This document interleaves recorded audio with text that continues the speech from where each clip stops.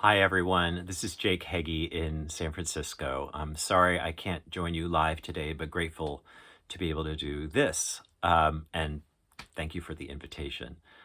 I'm going to respond. I'm going to check my notes over here.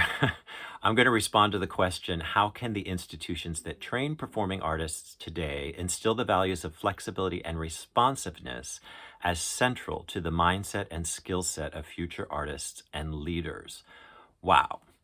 Well, I think first and foremost, we need to remember that we are a service industry in the arts. We are there to serve. We are there to create networks and connections and encourage empathy. We can get lost in the ivory tower, but that's not the point. The point is to be out there and being of service. I think it's important to remember that opera houses, symphony halls, concert halls are community centers. And if they are not essential to the community, they will go away. And our job is to be of service in those venues to bring those people together.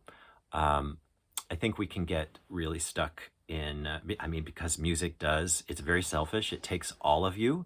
It takes all of your heart and soul to perfect your craft, to work on it for years and years.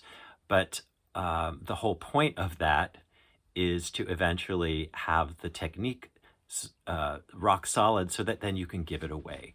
I mean, that's what we do, right? I do master classes very often with young singers. And if I sense a singer is sort of stuck in his or her head and not inhabiting the song and really being the piece, I'll ask if anyone in the room is having a birthday coming up, and inevitably there is someone. And then I'll ask the singer, please sing happy birthday to that person and get the whole room to sing along with you. And it becomes very joyful, and everyone's singing and harmonizing, of course. And then I'll ask the singer, now, while you were doing that, were you worried about your technique? Were you worried about breathing? Were you worried about posture? Or were you confident enough in yourself that you just were able to give it away? Um, and that is the goal, that you perfect these pieces, whether you're an instrumentalist or a singer or a dancer. You perfect your technique in order to be able to do it so that you are inhabiting the piece and giving it away. And then you can be of service. But I think we get stuck in our heads a lot. I think we need to redefine what success in the moment is, because we learn so much more from things that don't work than just things that do work. So I think giving permission to fail is very, very important. Every career is filled with a lot of roadkill. And the roadkill matters. I mean, we always say, look over here, look at the shiny thing.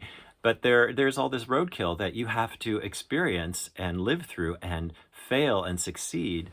Fail and then learn from your failures in order to succeed. But failure is part of succeeding. So I think that needs to be made clearer too. And let's see. Oh, another thing that I've been harping on for a while.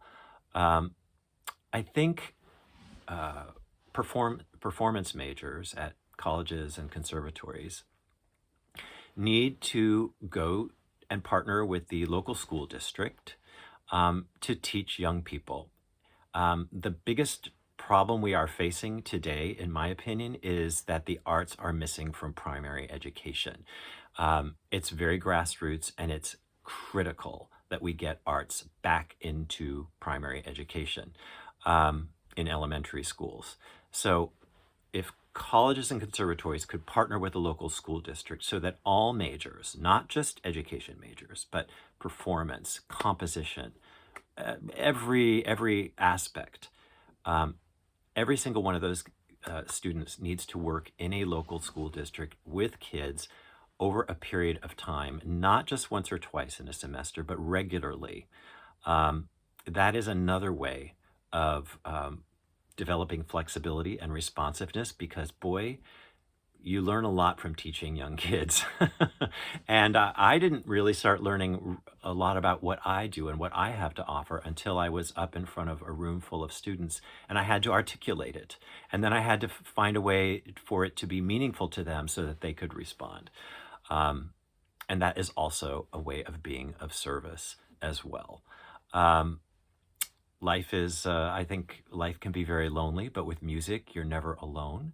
And so I think that's part of our job too, is to let people know that with music, you're never really alone in this world and that it opens doors to empathy that we couldn't have imagined.